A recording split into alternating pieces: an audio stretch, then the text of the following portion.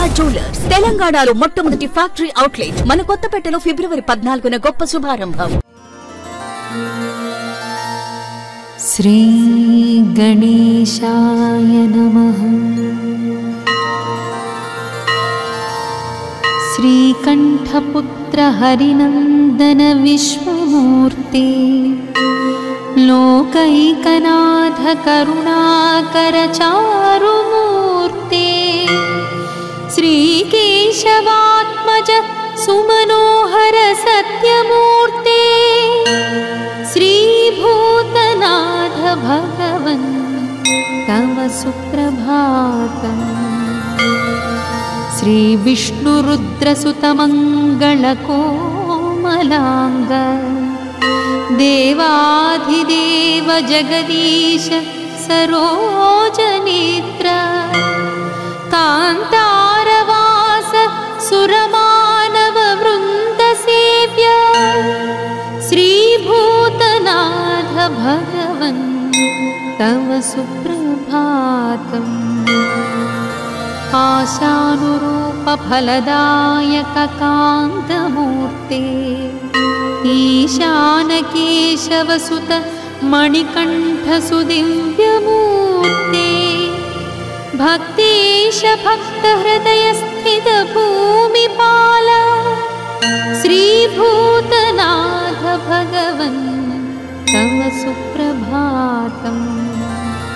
सत्यस्वरूप सकलेश गुणार्णवेश मर्त्यस्वरूप वरदेश रमेश सूनो मुक्तिप्रदत्रिदशराज मुकुन्द सूनो श्रीभूतनाथ भगवन् तव सुप्रभातम्. कालारिपुत्र महिषी मदनाशन श्री कैलासवास शबरीश्वर धन्यमूर्ते नीलाम्बराभरण शोभित सुन्दरांग श्रीभूतनाथ भगवन् तव सुप्रभातम्. नारायणात्मज परात्पर दिव्य रूप वाराणसी शशिवनन्दन काव्य रूप गौरीश पुत्र पुरुषोत्तम बालरूप श्रीभूतनाथ भगवन् तव सुप्रभातम्. त्रैलोक्यनाथ गिरिवास वने निवास भूलोकवास भुवनाधिपदास देव वेलायुध प्रिय सहोदर शम्भुसूनो श्रीभूतनाथ भगवन् तव सुप्रभातम्. आनन्दरूप करधारित चापबाण ज्ञानस्वरूप गुरुनाथ जगन्निवास ज्ञानप्रदायक जनार्दन नन्दनेश श्रीभूतनाथ भगवन् तव सुप्रभातम्. अम्भोजनाथ सुत सुन्दर धन्यमूर्ते शम्भुप्रिया कलित पुण्यपुराणमूर्ते इन्द्रादिदेव गणवन्दित ब्रह्मचारि श्रीभूतनाथ भगवन् तव सुप्रभातम्. देवेश देवगणपूरित भाग्यमूर्ते श्रीवासुदेव सुत पावन भक्तबन्धो सर्वेश सर्वमनुजार्चित दिव्यमूर्ते श्रीभूतनाथ भगवन् तव सुप्रभातम्.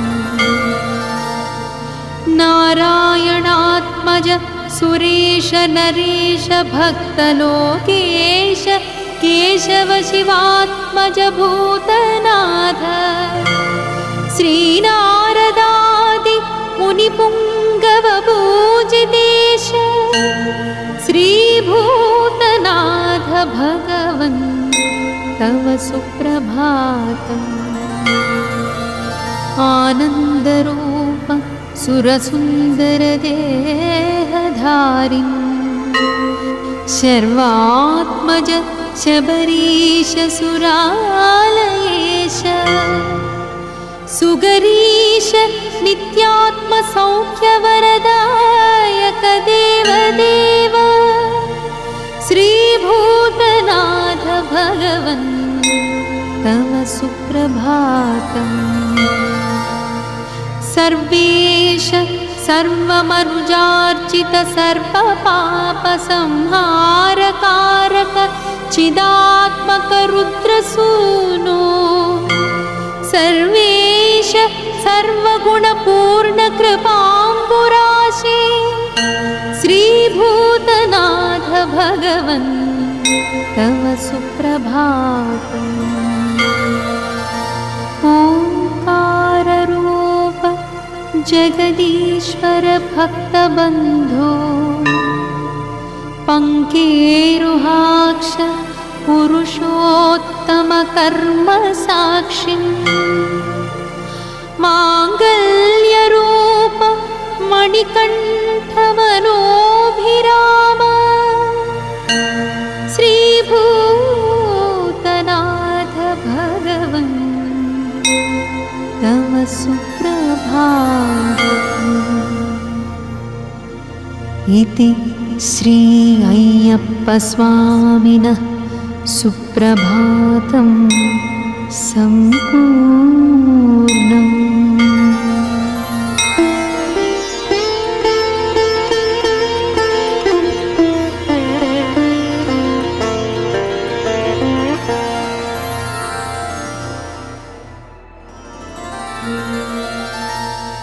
श्री गणेशाय नमः।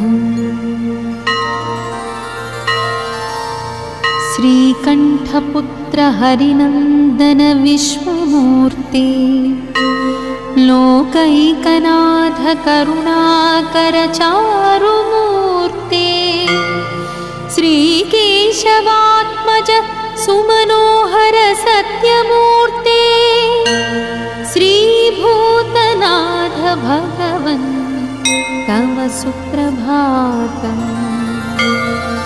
श्रीविष्णुरुद्रसुतमङ्गलकोमलाङ्ग देवाधिदेव जगदीश सरोजनेत्र कान्तारवास सुरमानववृन्दसेव्य श्रीभूतनाथ भगवन् तव सुप्रभातम्।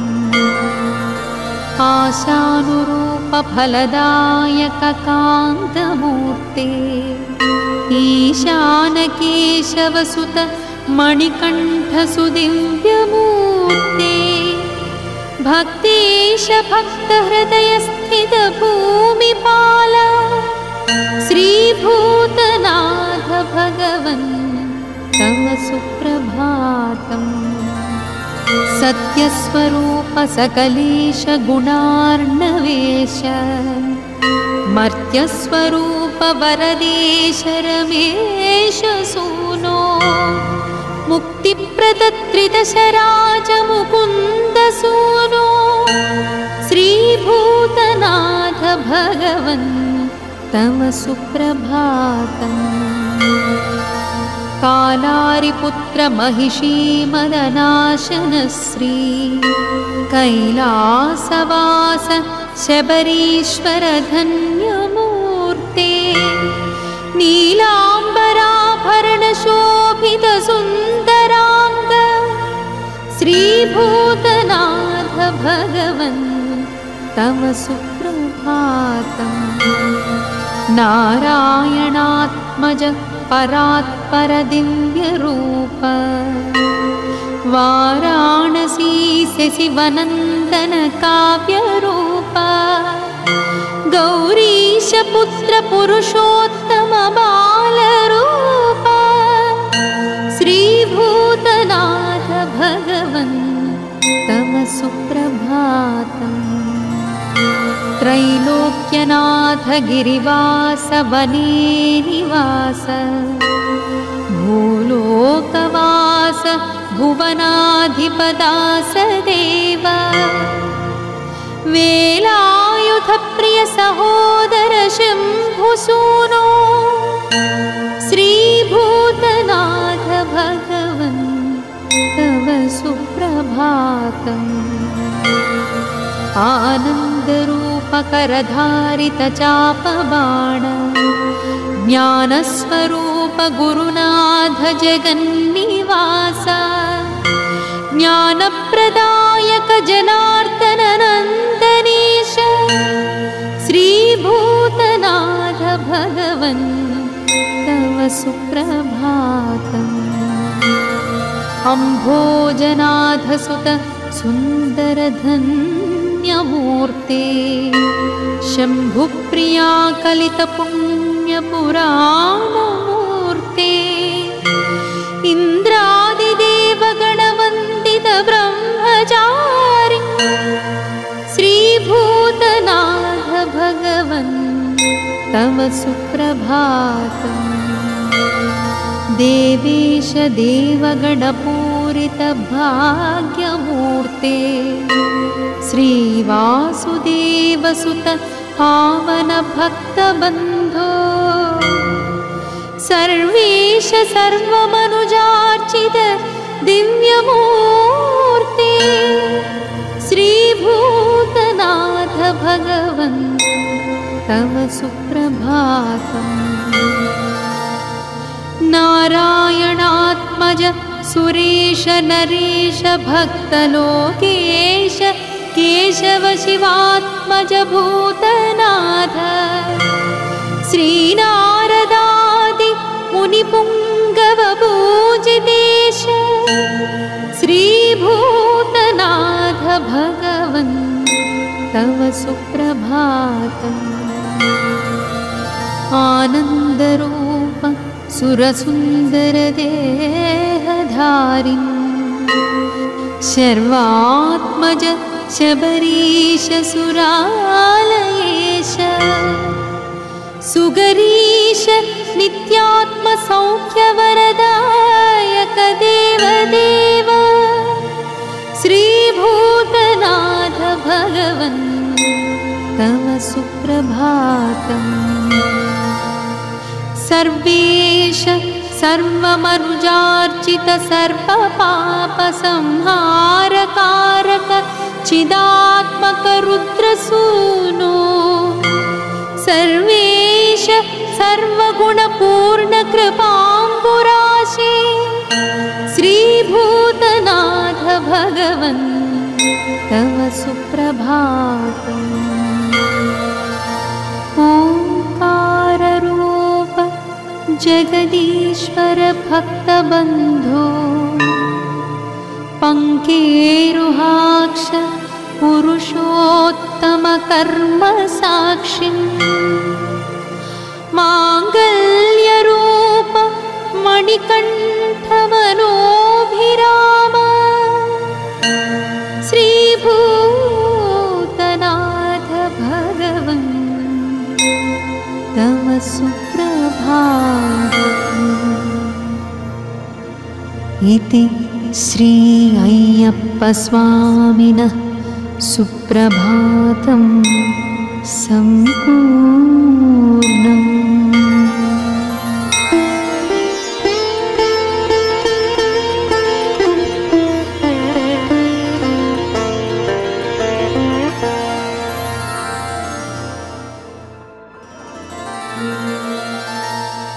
श्री गणेशाय नमः।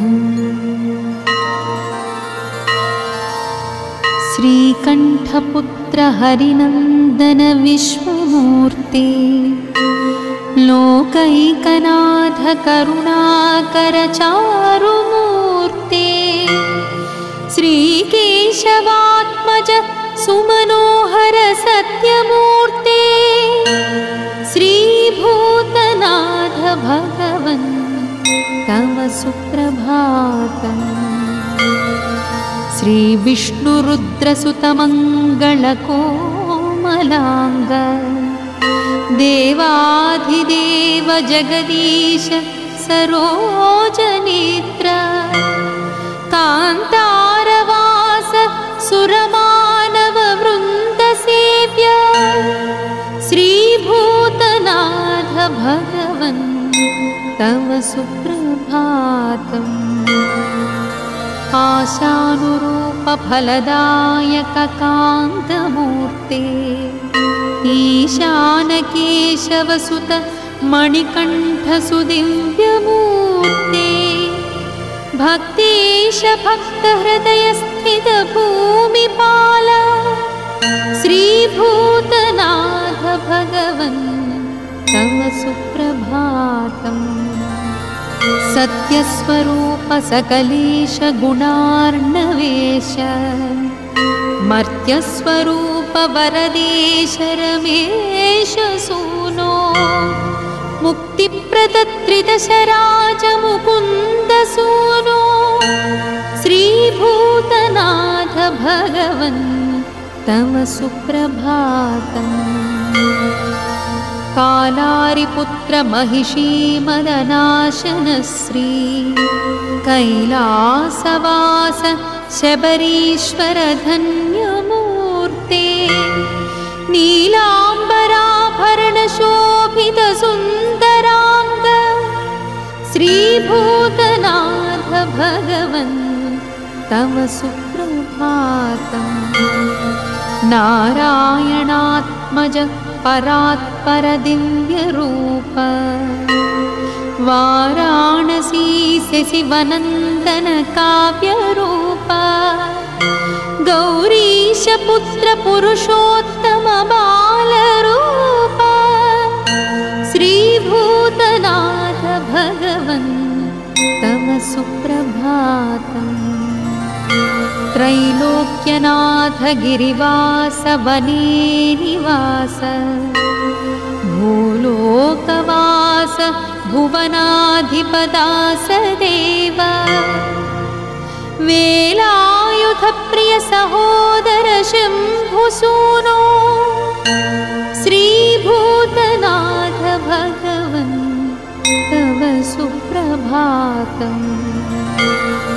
आनन्दरूपकरधारित चापबाण ज्ञानस्वरूप गुरुनाथ जगन्निवास ज्ञानप्रदायक जनार्दन नन्दनेश श्रीभूतनाथ भगवन् तव सुप्रभातम्। अम्भोजनाथ सुत सुन्दर धन्यमूर्ते शम्भुप्रिया कलित पुण्यपुराणमूर्ते इन्द्रादिदेव गणवन्दित ब्रह्मचारि श्रीभूतनाथ भगवन् तव सुप्रभातम्। देवेश देवगणपूरित भाग्यमूर्ते श्रीवासुदेव सुत पावन भक्तबन्धो सर्वेश सर्वमनुजार्चित दिव्यमूर्ते श्रीभूतनाथ भगवन् तव सुप्रभातम्। नारायणात्मज सुरेश नरेश भक्तलोकेश केशव शिवात्मज भूतनाथ श्रीनारदादि मुनिपुङ्गव पूजितेश श्रीभूतनाथ भगवन् तव सुप्रभातम्। आनन्दरूप सुरसुन्दर देहधारिन् शर्वात्मज शबरीश सुरालयेश सुगरीश नित्यात्मसौख्यवरदायक देवदेव श्रीभूतनाथ भगवन् तव सुप्रभातम्। सर्वेश सर्वमनुजार्चित सर्वपापसंहारकारक चिदात्मक रुद्रसूनो सर्वेश सर्वगुणपूर्ण कृपाम्बुराशे श्रीभूतनाथ भगवन् तव सुप्रभातम्। ओंकाररूप जगदीश्वर भक्तबन्धो पंकेरुहाक्ष पुरुषोत्तम कर्म साक्षी मांगल्यरूप मणिकण्ठ मनोभिराम श्रीभूतनाथ भगवन् तव सुप्रभातम्। इति श्री अय्यप्प स्वामिनः सुप्रभातं सम्पूर्णम्।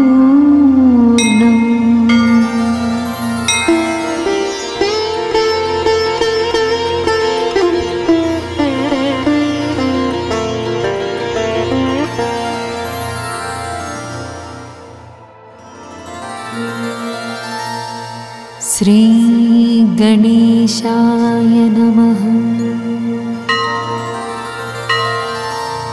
श्रीकण्ठपुत्र हरिनन्दन विश्वमूर्ते लोकैकनाथ करुणाकर चारुमूर्ते श्रीकेशवात्मज सुमनोहर सत्यमूर्ते श्रीभूतनाथ भगवन् तव सुप्रभातम्। श्री विष्णुरुद्रसुतमङ्गलकोमलाङ्ग देवाधिदेव जगदीश सरोजनेत्र कान्तारवास सुरमानव वृन्दसेव्य श्रीभूतनाथ भगवन् तव सुप्रभातम्।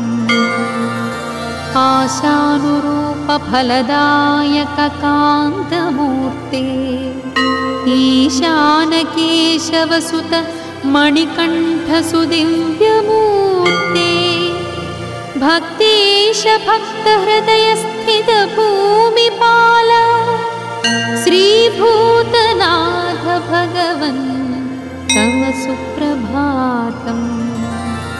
सत्यस्वरूप सकलेश गुणार्णवेश मर्त्यस्वरूप वरदेश रमेश सूनो मुक्तिप्रदत्रिदशराज मुकुन्द सूनो श्रीभूतनाथ भगवन् तव सुप्रभातम्।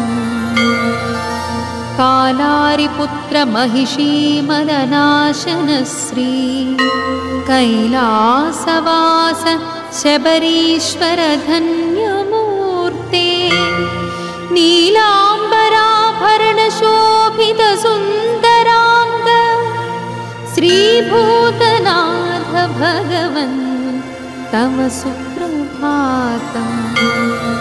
नारायणात्मज परात्पर दिव्य रूप वाराणसी शशिवनन्दन काव्य रूप गौरीश पुत्र पुरुषोत्तम बाल रूप श्रीभूतनाथ भगवन् तव सुप्रभातम्। त्रैलोक्यनाथ गिरिवास वने निवास भूलोकवास भुवनाधिपदास देव वेलायुध प्रिय सहोदर शम्भुसूनो श्रीभूतनाथ सुप्रभातम् आनन्दरूपकरधारितचापबाण ज्ञानस्वरूप गुरुनाथ जगन्निवास ज्ञानप्रदायक जनार्दन नन्दनेश श्रीभूतनाथ भगवन् तव सुप्रभातम् अम्भोजनाथ सुत सुन्दरधन्यमूर्ते शम्भुप्रिया कलितपुण्यपुराणमूर्ते इन्द्रादिदेवगणवन्दित ब्रह्मचारि श्रीभूतनाथ भगवन् तव सुप्रभातम् देवेश देवगणपूरित भाग्यमूर्ते श्रीवासुदेवसुत पावन भक्तबन्धो सर्वेश सर्वमनुजार्चित दिव्यमूर्ते श्रीभूतनाथ भगवन् तव सुप्रभातम् नारायणात्मज सुरेश नरेश भक्तलोकेश केशव शिवात्मज भूतनाथ श्रीनारदादि मुनिपुङ्गव पूजितेश श्रीभूतनाथ भगवन् तव सुप्रभातम् आनन्दरूप सुरसुन्दरदेहधारिन् शर्वात्मज शबरीश सुरालयेश सुगरीश नित्यात्मसौख्यवरदायक देवदेव श्रीभूतनाथ भगवन् तव सुप्रभातम् सर्वेश सर्वमनुजार्चित सर्वपापसंहारकारक चिदात्मक रुद्रसूनो सर्वेश सर्वगुणपूर्ण कृपाम्बुराशे श्रीभूतनाथ भगवन् तव सुप्रभातम् ओंकाररूप जगदीश्वर भक्तबन्धो पङ्केरुहाक्ष पुरुषोत्तम कर्म साक्षिन् माङ्गल्यरूप मणिकण्ठ मनोभिराम श्रीभूतनाथ भगवन् तव सुप्रभातम् इति श्री अय्यप्पस्वामिनः सुप्रभातं सम्पूर्णम्।